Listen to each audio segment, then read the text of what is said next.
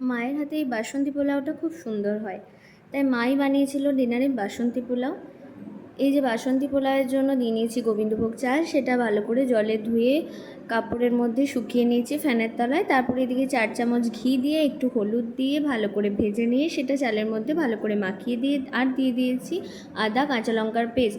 এদিকে দেখো চিনিটা গুঁড়ো করে দেয় মা, তাই চিনিটা গুঁড়ো করে নিয়েছি মিক্সিতে।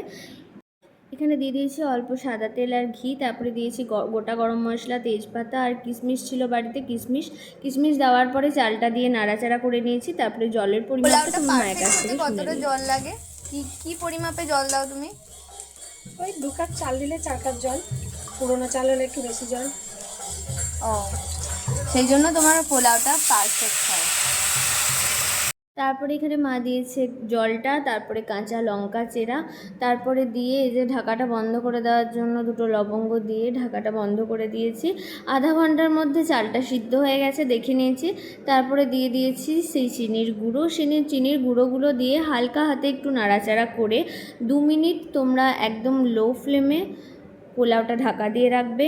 তারপরে ফ্লেম অফ করে 10 মিনিট মতো পোলাওটা ঢাকা দিয়ে রেখে দিলেই এরকম ঝরঝরে পোলাও রেডি। আর সাথে ছিল কিমা আলুর দম।